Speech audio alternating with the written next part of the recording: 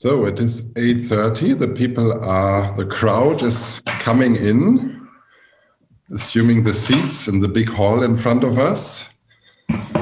We all are still a little bit breathless from catching the coffee on the Spanish street corner over there where we're just coming from. We know it's not a fireside chat which we have this morning, although the topic, having assembled 4 past presidents, would actually call for a fireside chat. But you know that conference agendas are difficult to build, and so we didn't want to miss this opportunity because opportunity knocks this morning. But we are happy that the Spanish internet is working at this time already. It's a very early morning. I welcome and greet you all. What you need for this session, ladies and gentlemen, is a good cup of espresso and also maybe a handkerchief, because sometimes it might get moving. So happy to have you all here with me. I have 4 persons, which maybe we can say make up the core of the term distinguished guest, which are here with me and which I am very happy to welcome this morning for the session, the President's session, Opportunity Knocks. I was deliberately adding a line, Conversations on 30 Years of Eden. Sandra, Kucina, the current president, Tait, then Antonia Teixeira and Airina, Volungeviciene. We are very happy to have you here and spend now 1 hour of our time. They all have been presidents or are. Sandra is the acting president, not the acting, the actually president of Eden today. And our session, Opportunity Knocks, has been a session which is coming on this very 30th anniversary of Eden. And when I was thinking about it, I think there are at least 3 issues important. The first one is that Eden is actually becoming of age now, being not a teenager or a twen any longer, and having progressed through its wild 20s. Yeah, now we know that from our own lives, I think, now enters the age of where this word which we always use, where legacy starts to be an issue. And I think that we use this issue of legacy, the European legacy of learning, of education. We use this term because we, you know, amongst us, we know that every European association here is actually counting for at least 2 years of a normal life. So we can say that Eden is becoming a senior amongst the associations in Europe. Opportunity Knocks, the title of the session, this has to do, the motto we can actually say, this has to do with the fact that every round anniversary is a special call to reflect, to triangulate, and we do that even from 4 perspectives this morning, to triangulate and to start the attempt to determine the current position while we are sailing on this ocean of European distance and e-learning. There's also a second issue, Eden, its executive council and surrounding experts has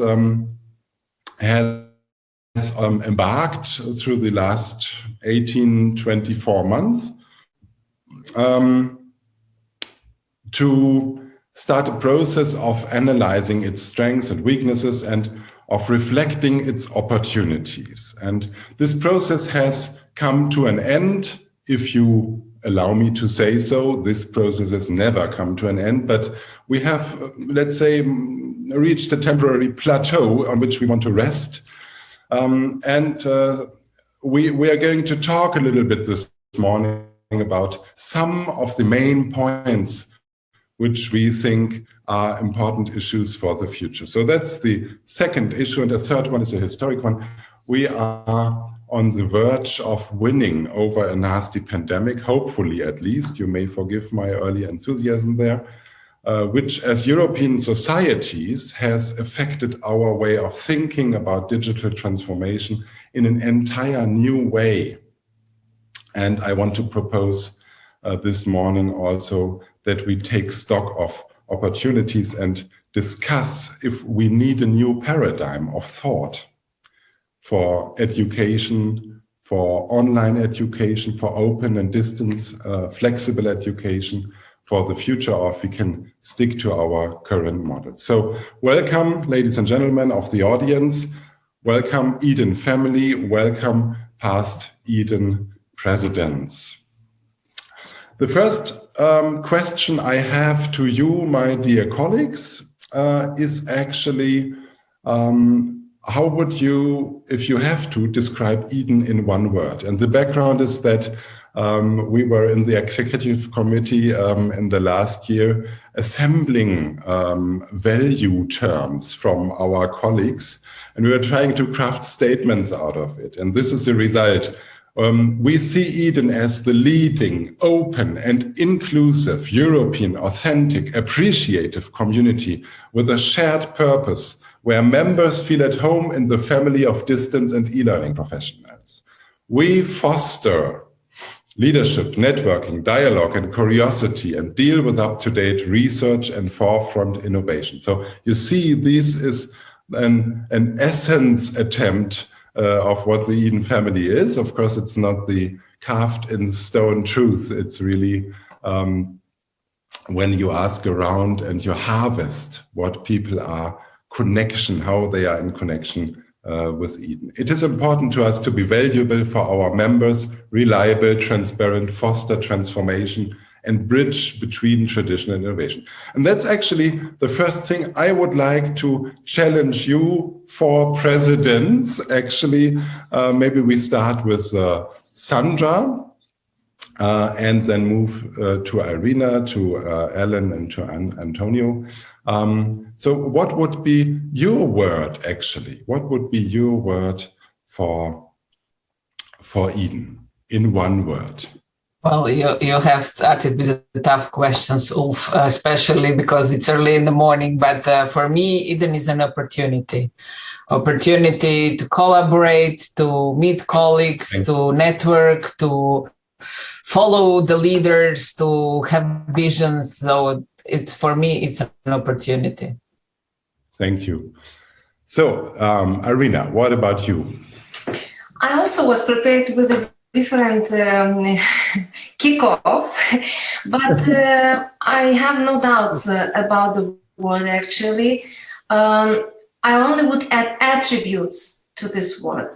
The word would be leadership for me, but the attributes are very important to it. So I would add collaborative as first, thoughtful as the second, and I would add maybe open and mentoring.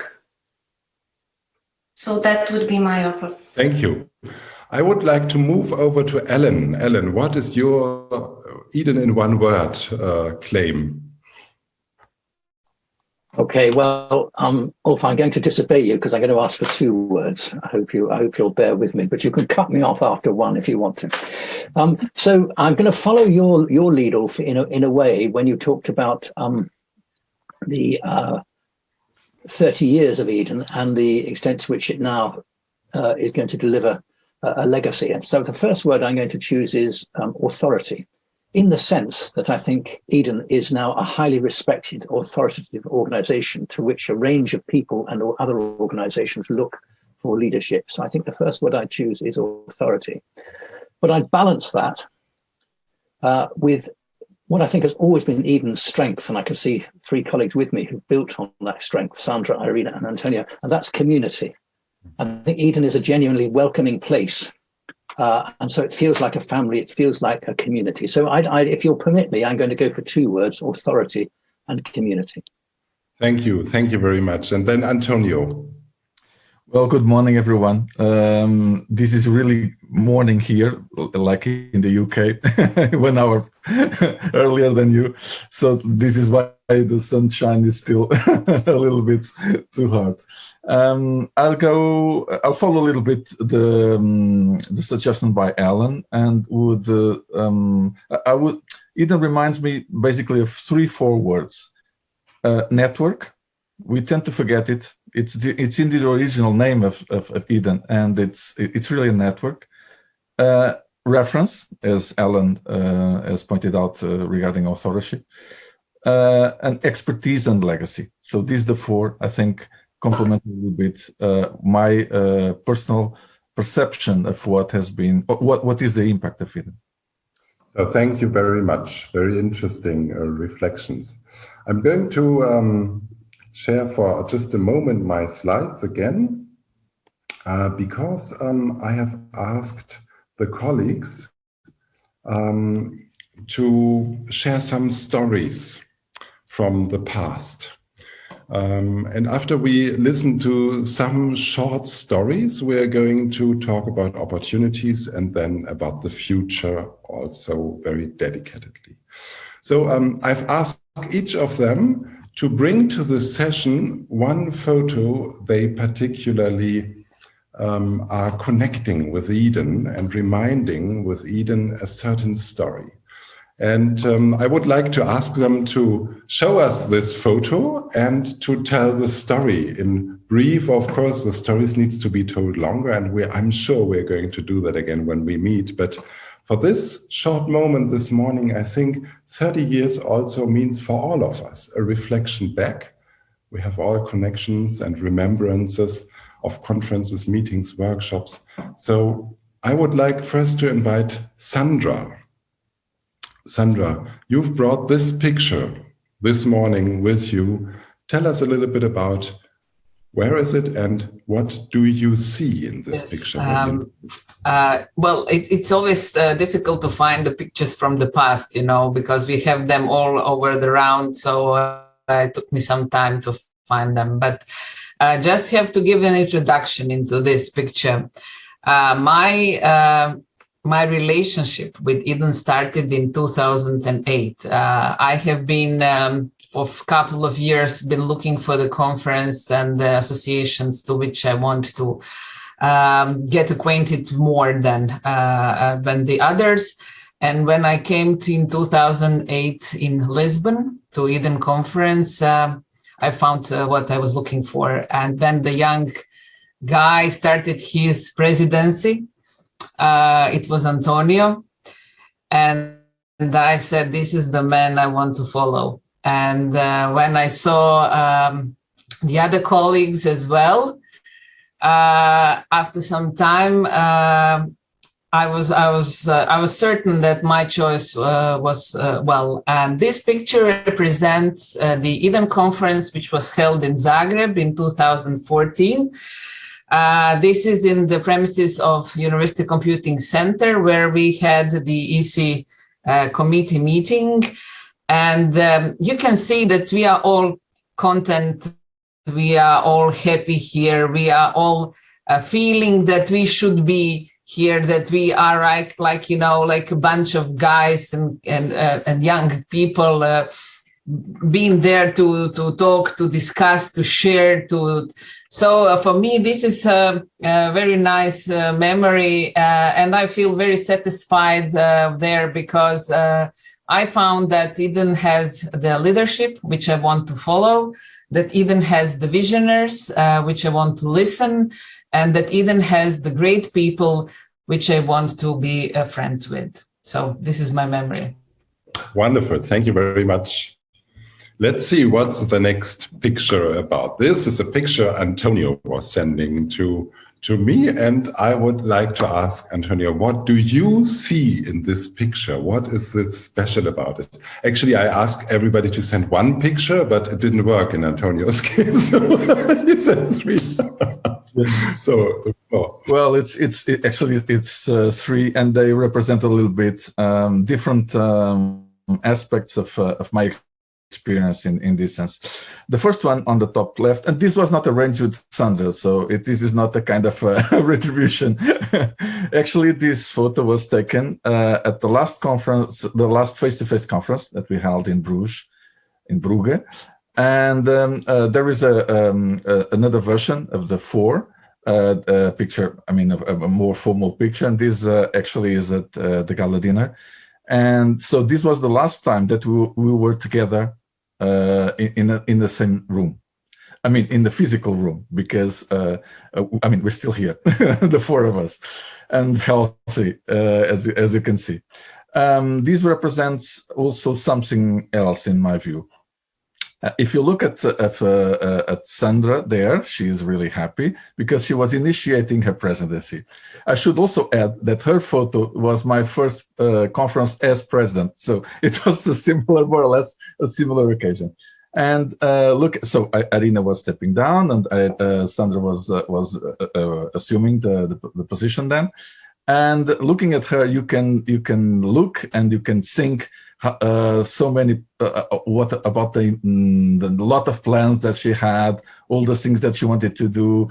And 2 years later, she had a very successful presidency, but probably totally different from what she expected. And this is something that is really important, is the ability that Eden has to understand the field, to understand the needs, to respond to the challenges, and to respond in the best way. And for that, it is important that this network also works as a community, as the colleagues said.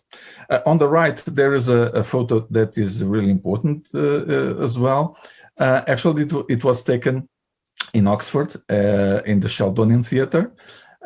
It was the opening ceremony of the research workshop in 2014. You can see there Tony Bates, and on the bottom of the picture, it is the mayor at Oxford at the time, and on the right, the representative of the Queen. This is quite interesting for two reasons.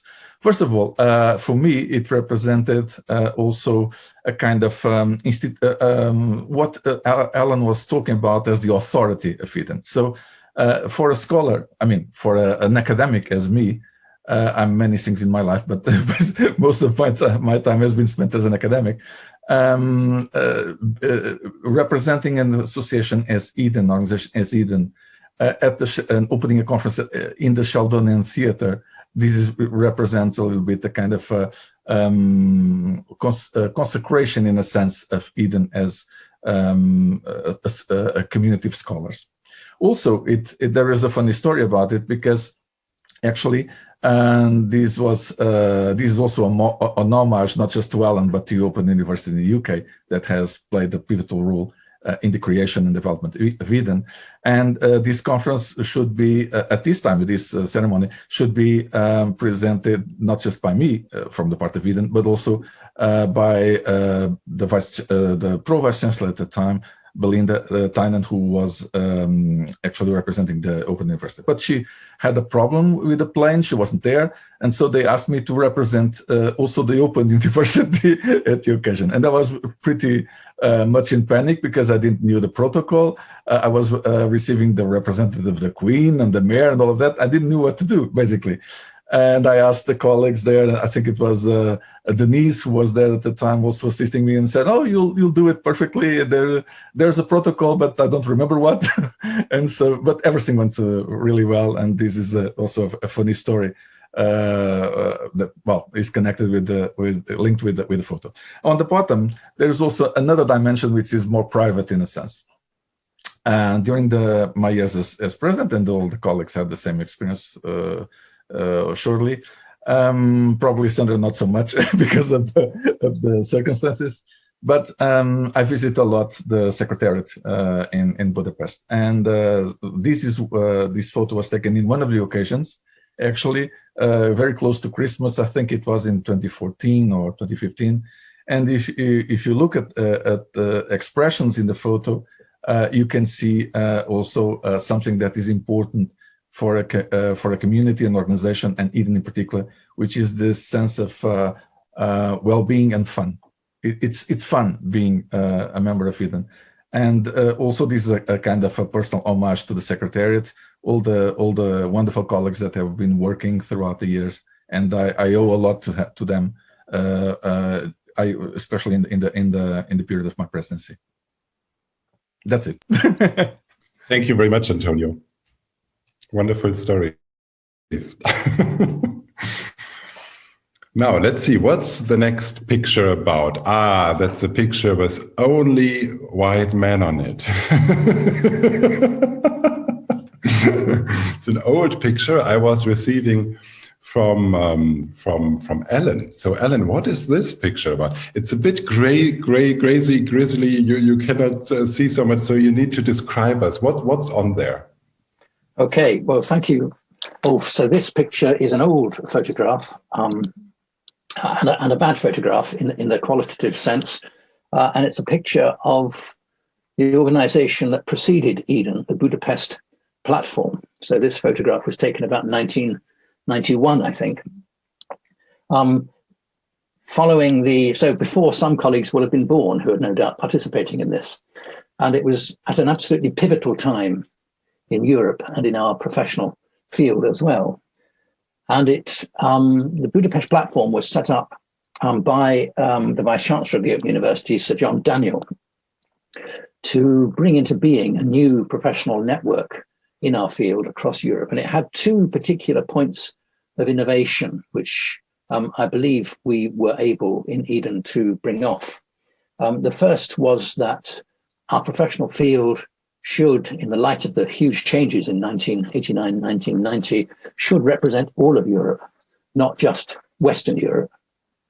And secondly, that our field should be about more than the open universities, which dominated discussions about distance and open learning in those days, and should also include and seek to include, work hard to include universities and colleges that taught, the phrase is dual mode, that taught across modes, both on the campus and off campus, and with the growth of blended programs. Which leads me to a point in discussion, which we might get to later, Ulf, is what are the major points of new insight that Eden might have for today's? Because those were the major insights in 1990, 1991, when Eden was still, we didn't even have the title Eden. Now, in this photograph, the closest person to you on my left is Professor Tamás Lajos, who is a professor of engineering, I think, at the Technical University of Budapest, a very influential figure in Hungary in our field at the time, very energetic. Next to him is a man who sadly is no longer with us, Professor Trindade, the first rector of the Portuguese Open University. I don't know the man on the right. The man on his left is Fred Nickelman, who was from the Fernand Universiteit. The man on his left, I remember only his first name, Tadeusz, and he was from Poland, and he was a politician. But I don't remember his name, I'm afraid. But in the back was the very influential figure, Erling Ljosa, from Norwegian correspondence education, who did a huge amount in our field, was very influential. And on his left is a very young me. So I worked for John Daniel as his bag carrier and administrator, working hard to set up. So I had a wonderful 2 or 3 years traveling across what was then called Central and Eastern Europe, discovering new colleagues, new institutions for the first time, and as they discovered Western Europe too.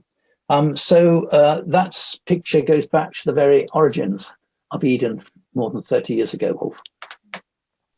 So thank you very much for the picture and for sharing these insights and the story, which really connects us back to the very first beginnings. Thank you, Ellen, very much. Still have a look at these faces. So then I'm going to ask Airina. Airina was also sending a picture, and this is this one. And we know the faces on there, but what is the story you are associating with it? Yes, I'm now happy that it is very different from Antonio's pictures, because some of them were also like attention to bring forward. Then I started thinking that I started dating with Eden in 1999, 2000, and my first visit to the family was 2004, and I was not able to find the pictures with actual stories behind, because they were still in the printed format, and I was not able to find them in that short time. And then I decided to focus on the story that is called Behind the Door. Well, my nature that I developed through the years is often targeted to find the deal in the negotiations and in identifying different situations, trying to bring people together. When I became the president of Eden, we had a talk with Andras actually in his office. And Andras said that it was always very difficult to find the deal with the executive committee members in identification, the strength, the way forward, you know, with the responsibilities to involve communities. So I started with quite serious things, but then actually, even with the lessons and meetings from previous colleagues, from presidents, I also learned a lot. I had this privilege of learning about the history, about the people. And one of the best lessons that I learned was that actually Eden never takes positions and never supports one or another front edge development in technology supported learning, or one mission of higher education or schools or whatever else. But we need to establish situations so that communities might be gathering in smaller groups and circles and following their urgent needs and interests start working. So I started actually discussions and talks behind the doors quite early, bringing some proposals to executive committee, to fellows, to researchers. And this is actually the picture that illustrates triumph, so to say, in achievement behind the door on two very important agreements, I would say. Behind the door on the left, that is not visible, we have the meeting of Eden Fellows who established the Council of Eden Fellows. And the true leadership is not to lead people in this any longer, but to identify those who want to further carry on the mission. So we left the room, we closed the door, and left people working on further developments of the council. And the second great achievement that is also in this picture is that there was the first official, I would say, well, we had some previous initiatives, but the first official announcement of PhD symposium in Eden. And it was actually taking place at Oak in Barcelona. And Joseph, of course, was the leader. He is in the picture. And we were signing together this establishment. And of course, Andras, I cannot imagine the history and the picture without him, at least from my meeting and dating and joining the family. And of course, the third element that is very funny one is that behind the other door, we have one of my great colleague, actually Svetlana Knezeva from UNESCO, who came to Fellows meeting and was in the wrong place. And we had to lead in a moment her to the Council of Fellows, but that was just because of the mistake in one or another, element in the program. So I thought that it's quite serious moment, but I think that was a very important story behind the door. Wow, wonderful. Thank you very much, Airina. Thank you for explaining us the power of things we don't see in the picture. That's very, very important. Thank you very much. Thanks a lot to all of you for. I would also like to encourage on this 30th anniversary all participants which are listening now to us on the various streams to tweet your story in 1 or 2 or 3 lines. Tweet your story with Eden, just like you've heard a story now. What is your story which you remember, which you take away? I have a couple of stories to tell, and I'm not going to do that, but we will meet again, and then you will hear them. So I would like to come to the next big theme, and the next big theme we called opportunities, actually. The last 24 months we have collected and discussed and debated in the Eden Executive Council, and then with also surrounding experts, issues where we think Eden has its strengths and has its weaknesses. And then in the end, we focused really not on strengths and weaknesses because we believe we always have them, but we focused on opportunities. And we've collected many of these opportunities, but I would like to briefly and quickly share 3 of them with you, which we believe are really, really important. And then I would like to ask my panel to reflect on this a little bit. I asked them before to be radical, to share their strong beliefs, things which they always wanted to say, but they never dared to because they are so polite. This is what it's about, the opportunities of Eden. And from our discussions which we have led so far, we can say that Eden needs to position itself and is actually the host of learning futures, And how can we even be better in bringing this message across? This is an opportunity for the future, specifically now in the times where the COVID hopefully slowly comes to a little slowdown. Secondly, Eden as an engine for innovation policy, and the question, how can we even become more visible on a European policy level? How can we understand where we need to set up policy laboratories and bring Eden stakeholders together, exploratoriums of what has to be tried, what has to be tried. Policy is a try and error issue. And we need this kind of spaces where we bring multi-stakeholders together, which are talking from practice and so on, and from practitioners, from researchers, from policy level.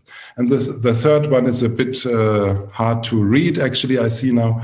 Eden as incubator of new community futures. So what is the community work, the network? Airina has talked about it just now also. In 10 years looking like, and how can we be the forefront runners to suggest this actually and to practice it? So this is just a very short glimpse, and now I would like to go over and ask my panel actually to reflect on this in brief statements of 3-4 minutes to share with us what do you think are the radical opportunities Eden has in front of it and needs to take. Maybe we start with Ellen. Is that okay with you, Ellen, to go first? So I'm going to start in perhaps an unexpected place, but it won't be surprising for a UK citizen to be very worried about what meanings of Europe are. So is the UK still part of Europe? Is a question that some people ask themselves following Brexit, the decision made some 5 years ago, very narrowly made, I have to say, very narrowly made indeed. The answer, to my mind, is very firmly yes. But it did lead me to reflect on Europe and Eden a little bit, because definitions of what Europe is have changed over the centuries. I think Europe was originally defined as being a Christian world region. Then in the 18th century, following the Enlightenment, it was associated primarily, the notion of Europe was associated primarily with being a civilized area, following Enlightenment ideas. And then in the 19th century, ideas of liberal democracy came in, and Europe was seen around the world as a place that was free, that had freedoms following a range of political revolutions.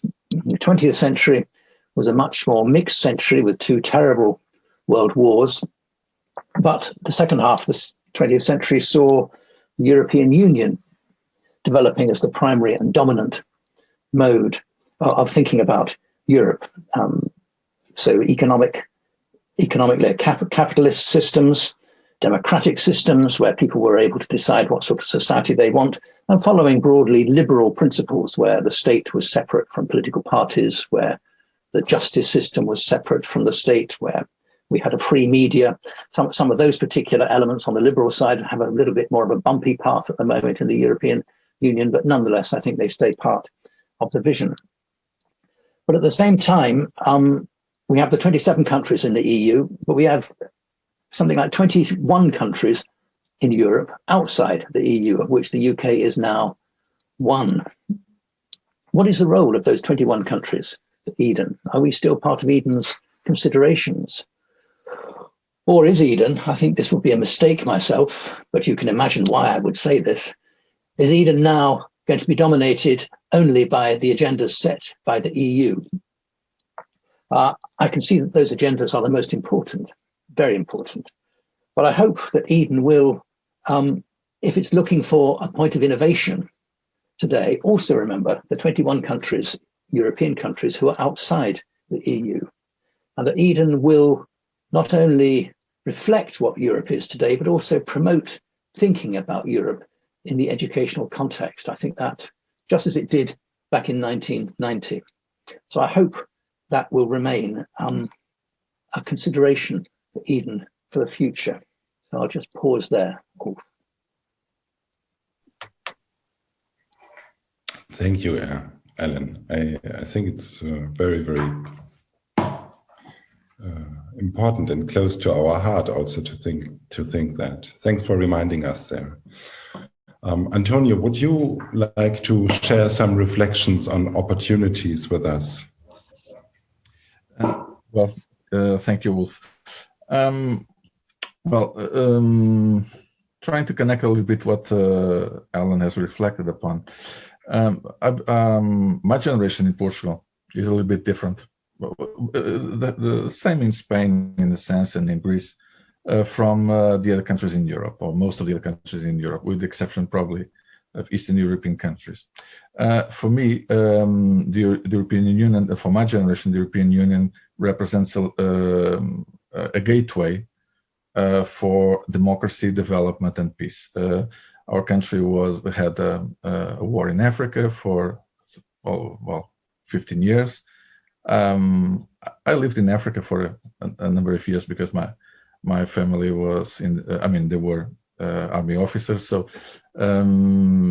it is a different reality from several other countries. And so for us and for our generation, the EU still represents that gateway, I wouldn't say ideal, but gateway to democratic development and democratic process, economical development, and a peaceful society in a sense. Based on that, I don't have the same relation to the European Union, or I don't feel, this doesn't happen exactly with the younger generations in Portugal and in Spain. So we have to think that this might change. However, our connection with the European Union is not so dominated by this threat of imposition, in a sense. Focusing now on Eden. I've seen the results of the survey that you've conducted, Wolf, and congratulations to you and the team for that project. I would highlight a number of items which I think are important, and also add some missing points which I think should not be overlooked. First of all, I think it's really interesting that there is a stronger or a renewed interest in the political advocacy from the part of Eden. I think that it was a tradition of the organization. It had also some connection with historical context, but now it is a new context. It has to be it has to take a new shape. But I think it's important for Eden to upgrade, in a sense, its position. It's already an important one, but it could still be further developed. There is also an idea which is, I think, it's interesting, which is to improve the capacity of Eden of agenda setting.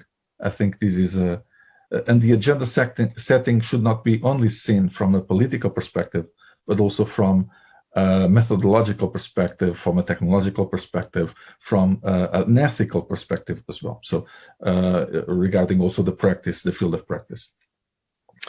And research. I get back to that in a minute. I also found very interesting this idea of setting new forms, new formats, or new community formats, creating micro networks, these kind of different initiatives. I would also add special interest groups, because one of the things that characterizes Eden is the very large diversity of profiles of their members. And so you can find from institutional leaders to practitioners to researchers to students. So there's a very large number of profiles, and those profiles seek different, have different needs and seek for different outputs and services from the association, and it has to be taken in that. I mean, the organization has to restructure in the sense also to facilitate and to promote that diversity. Also, the importance of new target groups. There is something that is going on in my mind regarding Eden for many years now regarding this. The field is changing. The landscape was already changing, as Alan has pointed out several years ago, and it has to follow that trend as well, and try to I wouldn't say recruit, because it's not the perfect term, but to in a way gather these new voices that are coming, that are emerging in the field. Also, an important thing, it's that has been pointed out in your survey, is the need to share in a higher profile the expertise that Eden has. And that is not only expertise of the members, but also the expertise that comes out of the legacy that Eden already represents based on the 30 years of history in the field. So the collection of best practices, research output, and all of these, which makes of Eden an irreplaceable repository of knowledge. Mm-hmm. What is missing in my view from the conclusions in your survey? This element of the expertise and the legacy. I think it's really important that Eden doesn't leave that out. And I would I will focus that also on the keynote later on in the other session. But I think it's really important that the widening of the field, a massive widening of the field of practice, doesn't dissolve the importance of research-based expertise. Mm-hmm. And organizations as Eden have a pivotal role to avoid that. Mm-hmm. A very important element for me as well, which also derives from the experience of the pandemic, is the importance of reinforcing, the dramatic importance of reinforcing the tools for transfer of research output and innovation to actual practices. Mm-hmm. There is a missing link there, which is very important to fill in. There's also the element of reference, this authoritative role that Alan has pointed out, that is very important for you. And I would also, this element of recognizing and awarding excellence, and also identifying inspirational leadership and also innovation. And finally, a very important role that I think Eden should play or continue to play is the role not just of repository of this legacy, but also of an observatory. And observatory not only of current reality in a sense, but also of future trends. So these I think are the elements that, in my view, were not so clear in the conclusions of your survey, and I do see this as a tremendous opportunity for Eden. Just to finalize, it's very important for Eden and the other organizations in the field but especially for powerful organizations at Eden, to understand that they are not alone and they cannot do this alone. And networking is ever so more important, especially given the global impact that all of these organizations now have, starting by Eden. Thank you. Thank you very much, Antonia, also for reminding us that this history, like Alan actually did, that this history has such a role to play. And that's also why these associations have, in this high-tech, always future fields, have this importance, because we are dealing with education, and education has its roots in cultures and long-term development. Thanks a lot. Now, I would like to go over to Airina, and to ask Airina for her reflections. Thank you, Ulf. Regarding the first item that you raised, I think Eden was and needs to be continued as experimenting area of innovations, bringing together any kind of scenarios, future scenarios, past scenarios, current scenarios, to rethink how they fit in different, I would say, settings that organizations, countries, sometimes groups of academics and researchers have. So I fully support that this is the priority, and this is our strength, I think, in Eden. I will repeat, we do not, I don't remember that Eden would take one or the other position. I remember that Eden would organize debates and dialogues and discussions on different factors that affect, let's say, one or another situation. I fully agree with you, Ulf, that Eden needs stronger communication in terms of its strength, and not the, I don't want to say that the communication that exists now is bad, not at all. But I would say that the context is new. In reference to many things, for example, European university alliances in higher education, some developments in schools, and we see a lot of newcomers where discussions are taking place, and we see how difficult the biases are between industry-led and society-led discussions.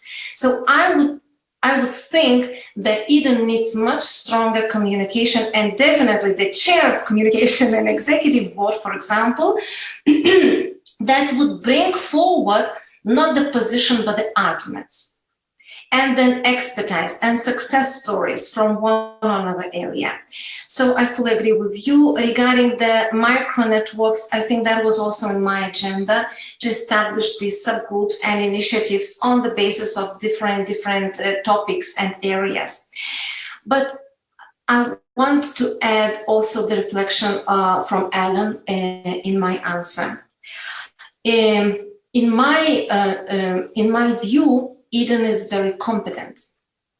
It's very strong, and it demonstrates the competence of an organization. And I come back to the idea that competence is not only knowledge or skills, it's also values, attitudes, and responsibilities. In my heart and mind, I really see, and also in the behavior, why I'm still in Eden active enough, is that following very ungrateful, I would say, political and demographic decisions that we saw in 2016, we tried to find the balance.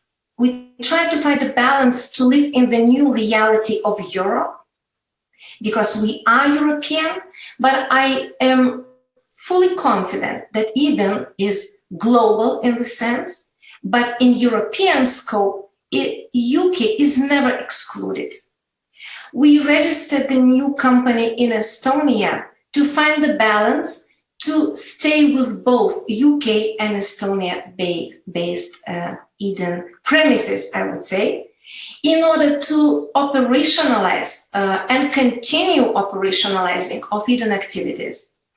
And everything that has been established through 30 years will continue.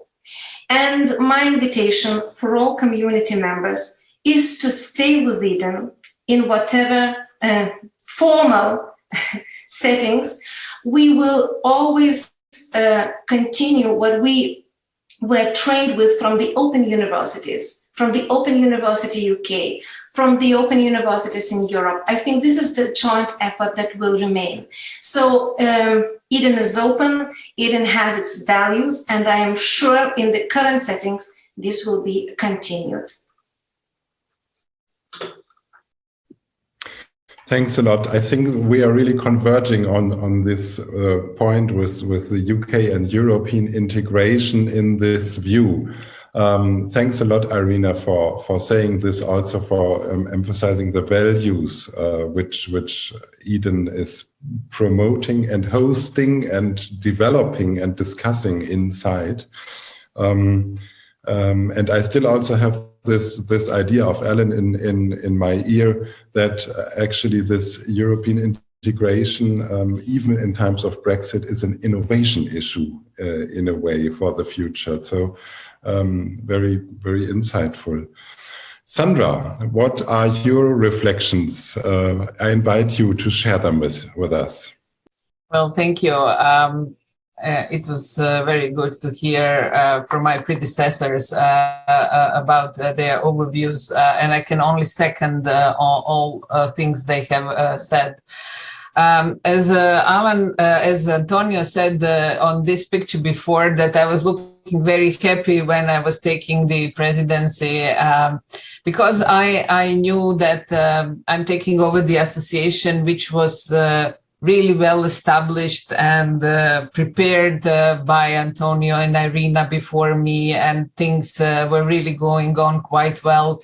And I had a number of ideas what we can do to expand, and then reality came and Brexit happened actually before we knew that there's a chance for Brexit, but we were not so sure that it's really going to happen. So lots of my dreams had to go away, because we had to focus on the continuity of Eden, and we are still working on this. And I can just say that now this executive committee is working hard as well with the Eden Estonia member board to ensure that we have transparent and clear continuity and transition of Eden to the Eden Europe. And this is, I think, the very important task we have to ensure. Also, among other things that I wanted to plan, because in the last years, during Antonio and Airina presidency, a number of activities has been starting, and very well activities, which I thought that now there is in my time, I will be able just to make them stronger and to expand them, from focusing more on research with PhD symposium and research workshops, for building a stronger network, expanding on global level more than just on Europe, enabling better communication and the place and the platform for new people who will come with maybe different ideas of communication and networking than we, who were already with Eden for a number of years. We are trying to do these things, and among these things, I really appreciate all the effort which we started to do with these survey and think tank, and trying to see where are our advantages, opportunities, where we have some lacking issues.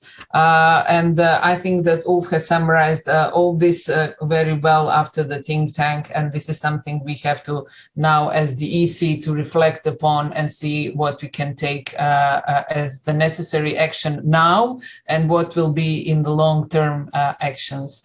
I promised to myself, to be frank with you, that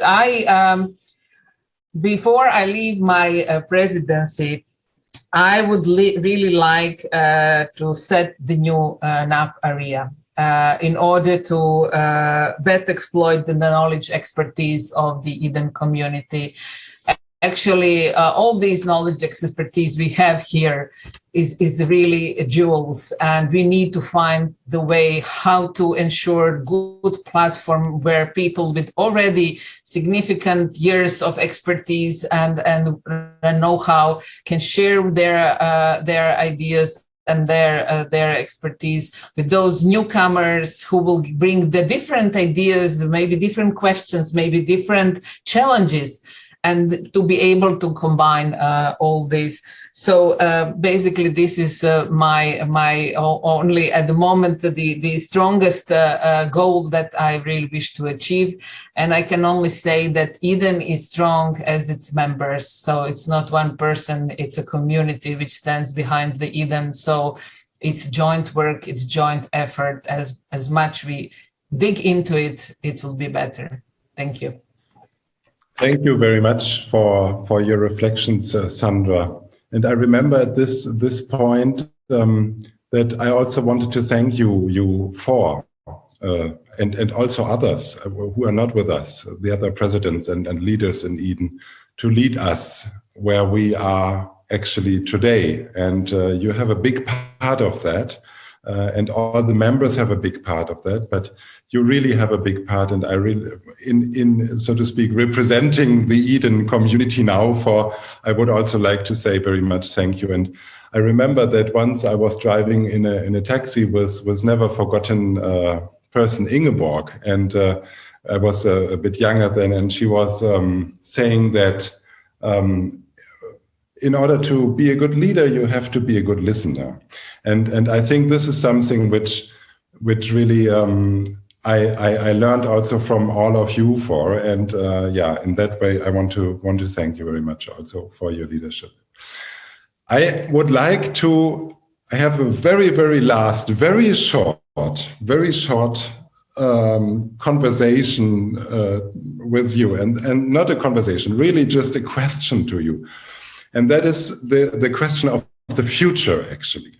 So the future, we never know what it's going to hold. But I would just like to ask you, after these difficult 1 or 2 years, and after the Brexit, and after all these new stuff also, which we are discussing on this conference, this new technology stuff and so on. So imagine if in 15 years we would have our conference again, then Eden would be 45. In 15 years, Eden 45th anniversary.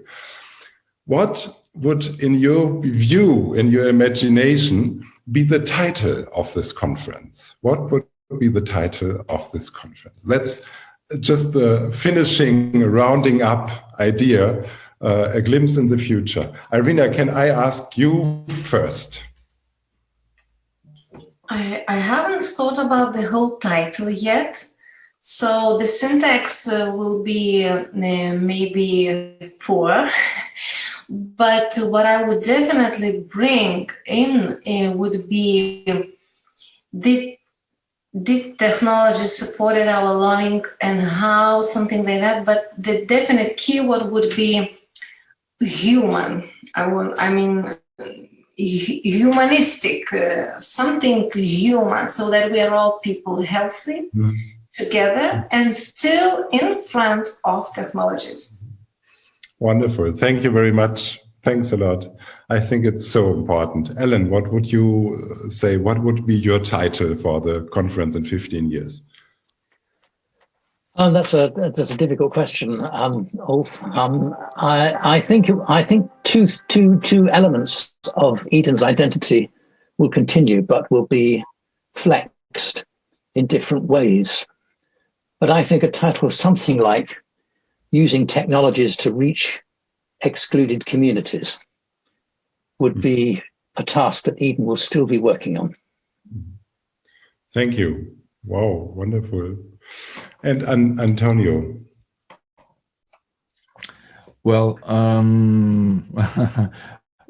I think that the topics of openness and learning would still be on the title, but probably I wouldn't be surprised if we were discussing how technology is enhancing human capacities and we have some kind of implants also to learn better, something of the sort. So, the topic of the learning machines and the teaching machines and all of this is very old. So I believe that probably we'll be